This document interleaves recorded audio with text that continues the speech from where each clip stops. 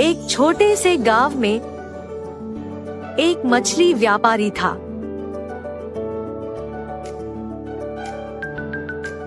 जिसका नाम रामू था। वह बहुत लालची था और सोचता था कि वह सबसे ज्यादा पैसे कमाएगा। रामू ने कई सारी मछलियों को खरीदा और बेचने की व्यवस्था की, जिससे उसने बहुत अधिक मुनाफा होना था। रामू जानता था कि लोगों को जो मछलियां सबसे अधिक पसंद आती है, उन्हें ज्यादा पैसे में बेचता था। इसलिए वह लोगों से मछलियों का बेहतर कीमत मांगता था और सड़े हुए मछलियों को भी महंगे दाम में बेचता था। वह लोगों से ज्यादा पैसे कमाने के लिए अपने गंदे उपायों का इस्तेमाल करता था। एक दिन रामू ने अपनी दुकान में जोड़ीदारियों की बजाय उबली हुई मछलियों की बिक्री करने का निर्णय लिया। वह लोगों को बताता था कि उबली हुई मछलियां सेहत के लिए बहुत अधिक फायदेमंद होती है और इसलिए वह उन्हें ज्यादा मूल्य में बेचेगा। लोग उसकी बातों में आ गए और वह अपने उबली हुई मछलियों की बिक्री शुरू हो गई और लोग इसमें रुचि लेने लगे। लेकिन उन्हें यह नहीं पता था कि रामू अपनी दुकान में सच में उबली हुई मछलियों की बिक्री नहीं कर रहा था। वह सच में साबुन और पानी के इस्तेमाल से मछलियों को उबलता था और उन्हें उबली मछलियों के रूप में बेच रहा था। इस तरह रामू के उपायों से लोग अस्वस्थ होने लगे और इस वजह से उनकी डिमांड में कमी आने लगी। इसके बावजूद रामू अधिक पैसे कमाने के लिए और अधिक दलाली करने लगा। एक दिन उसके दुकान में एक ग्रामीण महिला आई और उससे मछलियों की खरीद करने के बाद रामू ने उसको ज्यादा मूल्य में मछलियां बेची।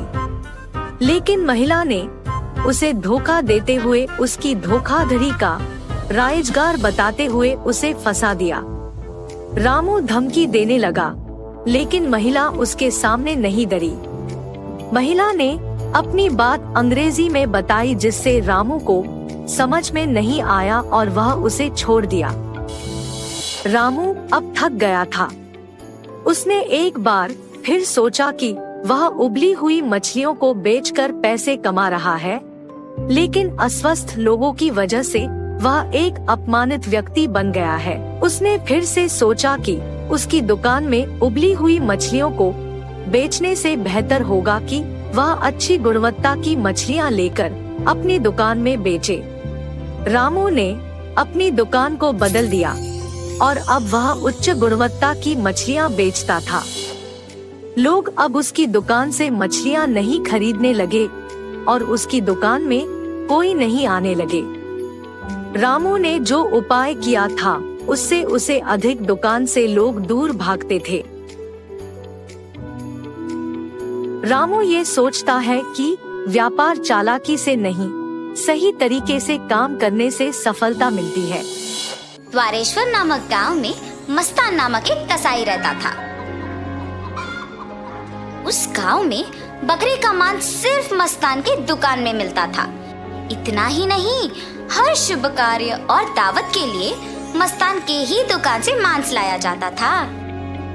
ऐसे एक दिन उस गांव के जमींदार का सेवक मस्तान की दुकान को आता है।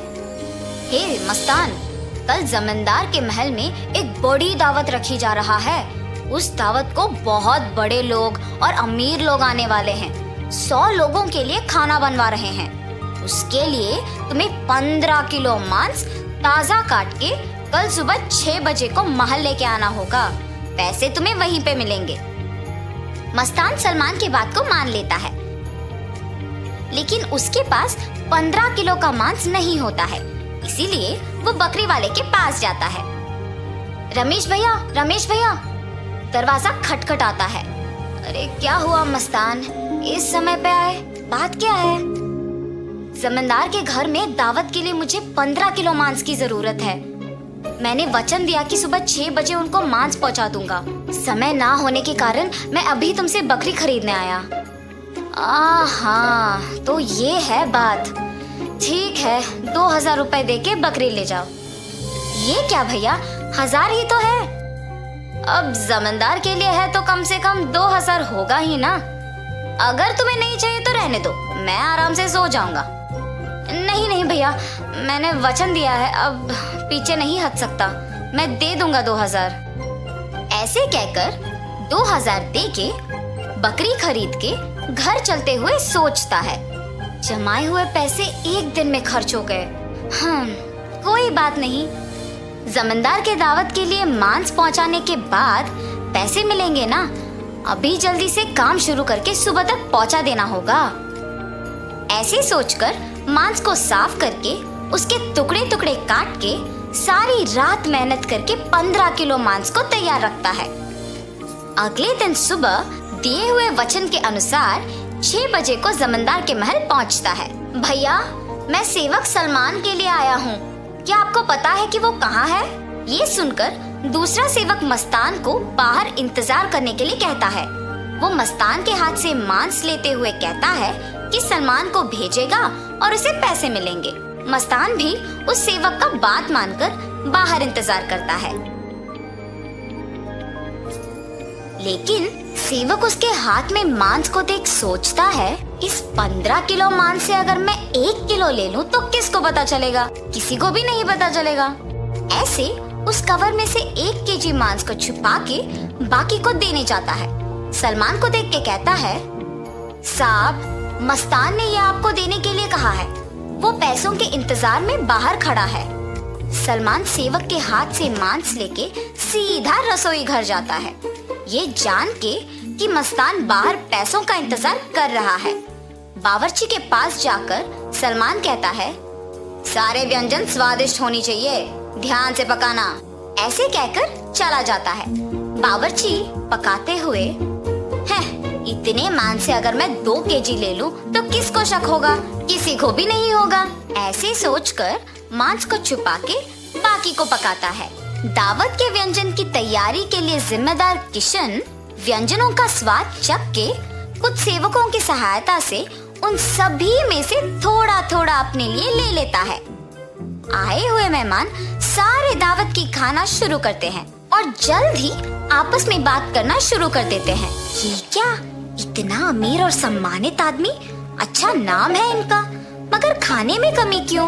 हाँ, अगर खाना कम ही पड़ना है तो ऐसी दावत की तैयारी भला क्यों करें? ऐसे सारे लोग खुसफुसाते हैं। ये सब सुन के जमींदार सहन नहीं कर पाते हैं। दावत के खत्म होने के बाद क्रोधित होके सारे लोगों को सभा में बुलाते हैं, खास करके दावत के लिए जिम्मेदार लोगों को, और उनको सवाल करना शुरू करते हैं। दावत की तैयारी के लिए जिम्मेदार किशन से पूछते हैं, दावत की जिम्मेदारी सौंपने पर तुम ये करोगे? सभी तैयारी किया मैंने, लेकिन व्यंजनों के लिए मात्रा पहले से ही कम पड़ गई थी प्रभु।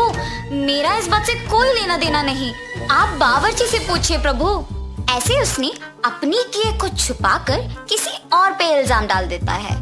तब बावर्ची छुपाए हुए 2 किलो मांस की बात को छुपा के कहता है कि दावत की सामग्री के लिए जिम्मेदार सलमान के पास इसका जवाब होगा। ऐसे उस बात से छुटकारा पाता है। सलमान भी औरों की तरह मांस के दिए गए 6000 रुपयों को मस्तान को ना देकर अपने ही पास रख के, ये जानते हुए कि मस्तान पैसों का बाहर इंतजार कर रहा है, जमींदार से ये बात छुपाता है और कसाई मस्तान पे इल्जाम डाल देता है कि उसने मांस कम मात्रा में दी है। अभी जाके मैं उसका काम तमाम करता हूँ प्रभु, ऐसे कहता है। उसी सभा में मौजूद मस्तान उस इल्जाम का सहन नहीं कर पाता है। सभा में से जमींदार के सामने आके कहता है, जमींदार साहब, इस पूरे गांव में मैं अकेले कसाई हूँ। पिछले 10 साल से मैं ये व्यापार कर रहा हूँ और इतने साल से आपके घर में हर कार्य और हर दावत पे मैंने खुद मांस दी है, मगर कभी भी ऐसी मुसीबत नहीं आई। आपके घर में दावत का नाम सुनते ही 1000 की बकरी को 2000 में बेचते हैं। सुबह आके मैंने मांस को पहुंचा दिया और आपके सेवक सलमान ने मुझे मांस के पैसों के लिए सुबह से इंतजार करवाया। सलमान को मांस देने के बहाने से एक और सेवक मेरे हाथ से मांस लिया और मुझे बाहर इंतजार करने के लिए कह दिया और ये भी कहा कि वो सलमान को बुलाएगा। उसके बाद इनमें से कोई भी मेरे पास नहीं आया। कृपया मेरा यकीन कीजिए प्रभु, आप ही की दया से जी रहा हूँ। मस्तान, मुझे तुम्हारे बारे में पता है, तुम फिक्र मत करो। सैनिकों, सलमान के कपड़े खोजो, देखो अगर 6000 रुपए मिलते हैं। खोजने पर सलमान की जेब में 6000 रुपए मिलते हैं। ऐसे उन सब में से सलमान पकड़ा जाता है। और इतना ही नहीं, किशन जिन सेवकों की सहायता से सभी व्यंजनों से थोड़ा अपने लिए ले लेता है, उनमें से एक सहायक जमींदार को सच कह देता है। बावर्ची का झूठ बैग में रखे मांस कोई सेवक को मिलने पर बाहर आ जाता है और पहला सेवक जिसने 1 किलो छुपा लिया, उसने डर के मारे अपनी गलती मान ली। तब जमींदार सभी को दंडित करते हैं और मस्तान को उसके पैसे 6000 दे देते हैं और ये भी कहते हैं कि वो मस्तान के लिए हमेशा रहेंगे। तो इस कहानी का नैतिक क्या है? गलती का सजा मिलेगी ही मिलेगी, इसीलिए ईमानदारी से जीना ही अच्छा है। एक समय में एक गांव में वीरेंद्रा नामक एक बड़े आदमी रहते थे। वो बूढ़ा आदमी उसके बेटे रोहित, बहू सरला और पोता रोशन के साथ एक छोटे से घर में रहता था। रोहित उसी गांव में खुद के एक व्यापार करता था। उसमें चिकन रोल्स और एग रोल्स बनाकर उन्हें बेचता था और उसके द्वारा आए हुए पैसों से उसके परिवार का देखभाल करता था। एक दिन वो हमेशा की तरह चिकन रोल्स बना के बेचने लगता है। चिकन रोल, गर्मा गर्म चिकन रोल, स्वादिष्ट चिकन रोल, आइए बाबू आइए, ऐसे जोर जोर से चिल्लाते हुए आते जाते लोगों को वो पुकारता था। एक दिन उसके पिता उसके दुकान जाते हैं। बेटा रोहित, मुझे बहुत भूख लग रहा है। बहू ने अब तक घर में कुछ बनाया नहीं और मैं रुक नहीं पा रहा हूँ, इसलिए मैं यहाँ आया हूँ। अगर आपको इतना भूख लग रहा है तो घर पे खाना चाहिए था। अगर बहू ने कुछ बनाया नहीं तो रुक लेना था, लेकिन ऐसे दुकान आ जाना क्या है? आप क्या समझ रहे थे पापा? आप वहाँ खड़े होकर मेरा समय वृथा मत कीजिए, चलिए घर चले जाइए। उसके बेटे के ऐसे बात करने के कारण वो निराश होके वहाँ से उसके घर चले जाता है।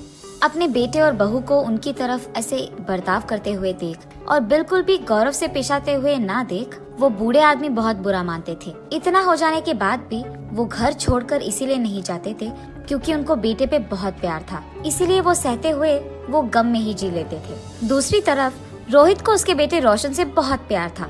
वो अपने बेटे को बहुत लाड करता था और जो भी उसको पसंद था वो हमेशा उसको देता था और उसका सारा खाली समय वो सिर्फ अपने बेटे से खेलते हुए बिताता था। एक दिन अचानक रोशन को बुखार आता है और जब रोहित को ये बात पता चलता है तो वो अपना दुकान, व्यापार सब छोड़कर घर जाके सिर्फ उसके बेटे के ख्याल रखने में लगे रहता है। वो दुकान ना जाकर सिर्फ घर पे रह के उसके बेटे का देखभाल करते हुए, उसी के बारे में सोचते हुए दुख में ही बैठे रहता है। उसे ऐसे दुखी देख उसके पिता रोहित के पास जाकर ऐसे कहते हैं, बेटा रोहित, फिक्र मत करो, रोशन को बुखार आया है, वो ठीक हो जाएगा बेटा। पापा, आपको क्या पता, बुखार है, कम हो जाएगा, यही कहना है आपको, जैसे आपको सब कुछ पता है। ऐसे वो गुस्से में उसके पिता से बात करता है। हाँ, मैं तो अपने बेटे को ऐसे दुखी नहीं देख पा रहा था, इसीलिए उसके पास जाकर मैंने ऐसे कहा, लेकिन मेरे बेटे ने मुझे कभी समझा ही नहीं, इसीलिए वो गुस्से में बात करता है हमेशा मुझसे। एक समय में मैंने भी अपने बेटे का ऐसे ही ख्याल रखा था, लेकिन अब तो मेरा बेटा मुझसे बात भी नहीं करना चाहता है। ऐसे सोचते हुए वो बहुत दुखी होता है और उसके बेटे पे प्यार को अपने ही अंदर रख के वो वहाँ से चले जाता है। अगले दिन भी रोहित के बेटे का बुखार कम नहीं होता है और इसी कारण रोहित उसके बेटे को लेकर उसके घर के बाहर बैठ के उसको देख के दुखी होते रहता है। ऐसे जब बाप बेटे दोनों वहाँ पे बैठे थे, उनसे कुछ ही दूर में दीवार पे एक कौवा बैठा था। उसे देख वीरेंद्रा ऐसे पूछता है, बेटा रोहित, वो दीवार पे क्या बैठा है? मुझे ठीक से दिखाई नहीं दे रहा है, तुम बताओगे? पापा, वो कौवा है। बेटा, शायद वो कौवा नहीं है, ठीक से देखो। आपको तो दिखाई नहीं देता है, जब मैं कह रहा हूँ कि वो कौवा है तो आप मान क्यों नहीं लेते हो? एक और बार मत पूछेगा, वो कौवा ही है। ऐसे उसके गुस्से में जवाब देने के बावजूद उसके पिता फिर से पूछते हैं कि वो क्या है। पापा, आपको कितने बार बताऊं मैं, वो कौवा है, कौवा है, कौवा है। आपने अगर एक और बार पूछा तो अच्छा नहीं रहेगा। ऐसे वो और गुस्से में जवाब देकर उठकर वहाँ से चले जाता है। उसके बेटे को वहाँ से उठ के चले जाते हुए देख वो और भी दुखी होते हैं। ऐसे कुछ दिन बीत जाते हैं। एक दिन रोहित अपने बेटे को उठाकर खेलते हुए उसके घर के सामने रहता है और ठीक तभी उसके घर के दीवार पे एक कौवा आता है। पापा पापा, वो दीवार पे क्या है? बेटा, उसको कौवा बुलाते हैं। पापा पापा, वो क्या है? उसे क्या बुलाते हैं? बेटा, उसे कौवा बुलाते हैं। पापा, वो क्या है? बेटा, उसे कौवा बुलाते हैं। तुम भी उसे बुला सकते हो। चलो बुलाओ कौवे को तुम्हारे पास। ऐसे वो अपने बेटे को कौवे के बारे में सिखाते रहता है, लेकिन उसके बेटे को कुछ भी समझ न आने के कारण वो लगातार एक ही प्रश्न पूछता है कि वो क्या है और उसे क्या बुलाते हैं, और ऐसे 20 बार करता है। इतने बार पूछने के बावजूद रोहित उसे बहुत सब्र से समझाता है। उसे जरा सा भी गुस्सा नहीं आता है। पापा फिर से बोलिए ना। बेटा, वो एक कौवा है। एक दिन जब मेरे पापा ने यही बात पूछी थी तो मैंने उन पर गुस्सा किया था और उन्होंने सिर्फ 3 बार पूछा था, और इसीलिए क्योंकि उनको दिखाई भी नहीं दे रहा था। लेकिन जब मेरे बेटे ने 20 बार भी पूछा तो मैंने उस पर जरा सा भी गुस्सा नहीं दिखाया और बहुत सब्र से उसको सब कुछ समझाया। मेरे पापा ने भी मेरा इतना ही ख्याल रखा था बचपन में, लेकिन बड़े हो जाने के बाद मैं उनका ख्याल नहीं रख रहा हूँ। ऐसे सोचते हुए वो बहुत दुखी होता है और ठीक तभी उसको घर के अंदर से जोर जोर की आवाजें आने लगती है। मेरी बीवी किससे बात कर रही है? ये सोचते हुए वो घर के अंदर जाता है। तुम्हारा बेटा तुम्हारा ख्याल नहीं रखता है, मैं भी तुम्हारा ख्याल नहीं रखती हूँ, फिर भी आप इसी घर में रहते हो, कभी बाहर जाते ही नहीं हो। शर्म नाम की कुछ चीज भी है आपको? उसके बहू को ऐसे बात करते हुए चिल्लाते हुए देख वो कुछ नहीं कहते हैं और बस चुपचाप बैठे रहते हैं। सरला, मेरे पापा बूढ़े हैं, क्या बड़ों से ऐसे ही बात किया जाता है? उनका देखभाल करना हमारी जिम्मेदारी है, ये मत भूलो। और तुम पापा से ऐसी ऊंची आवाज में बात कर रही हो? हाँ, क्या आप ही बात कर रहे हैं? हाँ, मैं ही बात कर रहा हूँ। कल जब हमारा बेटा भी बड़ा हो जाएगा तो क्या वो भी हमसे ऐसे ही बात करेगा? सुन पाओगी उसकी ऐसी बातें? और वैसे वो अभी बच्चा है, उसके सामने अगर हम पापा से ऐसे ही बात करेंगे तो वो भला क्या सीखेगा, यही ना? इसीलिए आज से हमें ये सब बदलना होगा। तुम पापा से अच्छी तरीके से बात करोगी, उनको गौरव दोगी। आज से हम जैसा देखभाल हमारे बेटे के करते हैं वैसे ही पापा का भी करेंगे। ये वो उसकी बीवी को समझाता है। पापा, मुझे माफ कीजिए, जिंदगी में मेरे इस स्थान का कारण आप ही हो और मैंने आप ही को इतना दुख पहुंचाया। मुझे अपनी गलती का एहसास हो गया है पापा। ये कहते हुए वो उसके पापा के चरणों पे गिर जाता है। बेटा, तुम्हें बदलाव आ गया है, बस यही काफी है इस जिंदगी के लिए। मेरे बारे में ऐसा सोचकर दुखी मत हो बेटा, तुम बदल गए हो, मैं खुश हूँ। जी पापा, आइंदा मैं आपको कभी ऐसे दुख नहीं पहुँचाऊंगा और आपसे कठोर तरीके में नहीं बात करूंगा। आपका मैं बहुत अच्छा ख्याल रखूंगा, आपकी खुशी मेरी जिम्मेदारी। ऐसे ही तब से रोहित उसकी गलती का एहसास करके उसके पिता को उसके बेटे की तरह ही देखता है और रोहित के पिता भी इसी खुशी में जीते रहते हैं।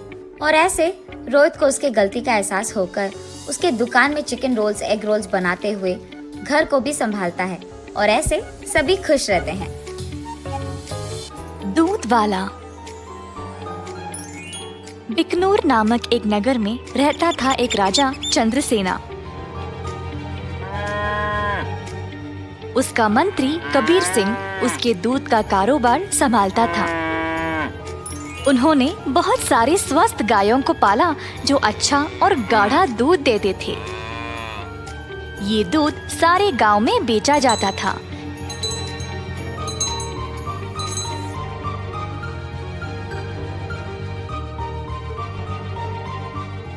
कबीर सिंह खुद सब कुछ संभालता था। कबीर सिंह की पीढ़ी भी महाराजा के लिए काम करते आ रहे थे और इस वजह से चंद्रसेना उसका बहुत आदर करते थे। कबीर सिंह ने भी राजा को कभी भी निराश नहीं किया।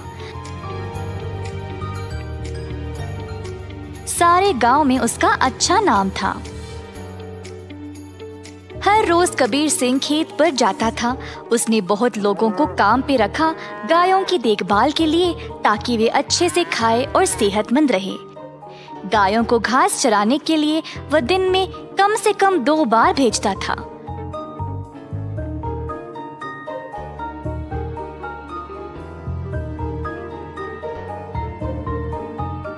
वह हमेशा ध्यान रखता था कि दूध साफ सुथरा रहे।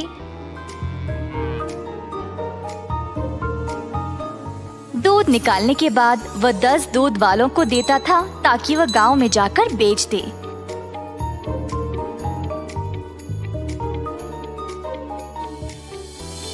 दूध वाले कबीर सिंह को पैसे देते थे और कबीर जाकर चंद्रसेना को। चंद्रसेना ने देखा कि कैसे कबीर ईमानदारी से काम करता था और उस पे पूरा भरोसा रखा। महाराज कबीर के साथ अच्छा बर्ताव करते थे और कबीर राजा के बारे में भी अपनी बहनों को बताया करता था। एक दिन जब कबीर घर वापस आया तो उसने अपने बहनों को बहुत गुस्से में और परेशानी में देखा। क्या बात है, तुम सब इतने गुस्से में क्यों हो? हम तीनों की उम्र हो गई है शादी के लिए, पर क्या फायदा, शादी के लिए पैसे ही नहीं है। कपड़े और गहनों को छोड़ो, हमारे पास खाने पीने के लिए पैसे काफी नहीं है। मैं तुम लोगों के लिए ही इतना मेहनत करता हूँ, अगर इससे भी खुश नहीं हो तो मेरी सारी मेहनत ही बेकार हो रही है। आप तो महाराजा के मंत्री हो ना, पर आप अपनी आमदनी किसी भी जरूरतमंद को दे देते हो। और आप दूध का कारोबार भी संभाल रहे हो ना अकेले, उसमें भी कोई मुनाफा नहीं मिल रहा है आपको। ऐसा क्यों? शायद हमारी कोई फिक्र नहीं है, इसीलिए। तीनों बहनें रोने लगी और कबीर को बहुत बुरा लगा। अब तुम सब मत रो, मुझे बर्दाश्त नहीं होता।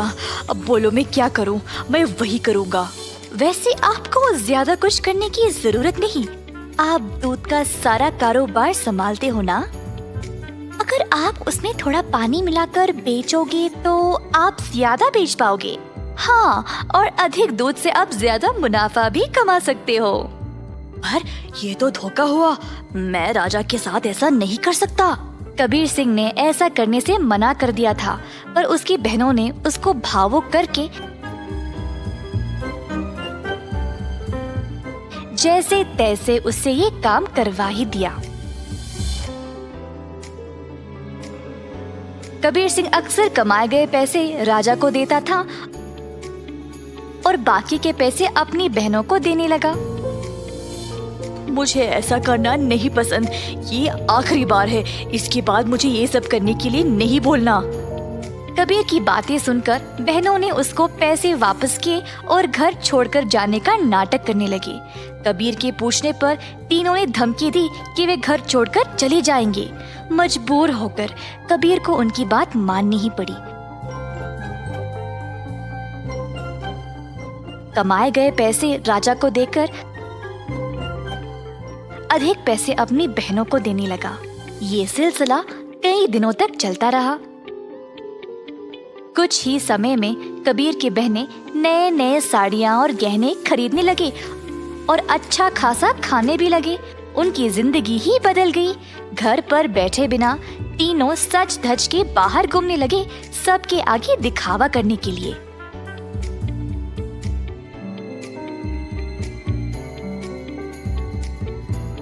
गांव के सारे लोग हैरान रह गए और आपस में बातें करने लगे। ये 3 बहनें कबीर की कमाई को ऐसे इस्तेमाल कर रहे हैं, मैंने कभी नहीं देखा किसी को ऐसा करते हुए। पर कबीर सिंह के पास इतने पैसे आए कहाँ से? सब लोग कबीर के बारे में बातें करने लगे और बाकी के मंत्री कबीर की कमाई पर ईर्ष्या करने लगे, तो इस बात पर जांच करना शुरू कर दिए। जल्द उनको सच पता चल गया कि वह दूध में पानी मिलाकर बेच रहा था। 70% राजा को देकर बाकी के 30% अपनी जेब में डाल रहा था। खेत के कारीगरों से मंत्रियों ने ये बात का पता लगाया। सारे मंत्री गए राजा के पास और उनको पूरा सच बता दिया। अब क्योंकि राजा को कबीर से बहुत लगाव था, उनको इस बात पर यकीन ही नहीं हुआ, पर उनके पास और कोई रास्ता नहीं था सिवाय कबीर को दंड देने का। तीनों बहनें आए कैद खाने अपने भाई को देखने के लिए और उनको बहुत बुरा लगा कि उनकी ही वजह से उनका भाई आज जेल में बंद पड़ा है। बहनों को अपनी गलती का एहसास हुआ और तीनों गए महाराजा के पास और उनको सब सच बताया कि असल में ये सब उन तीनों की ही गलती है और कबीर दोषी नहीं है। उन्होंने राजा से भीख मांगी कबीर को छोड़ने के लिए। जब राजा ने ये सब सुना तो उन्होंने तीनों बहनों को भी कबीर के साथ कैद खाने में ही डाल दिया और कहा, दंड केवल गलत करने वाले को ही नहीं, गलत सोचने वाले को और गलती में हिस्सा लेने वाले को भी मिलनी चाहिए।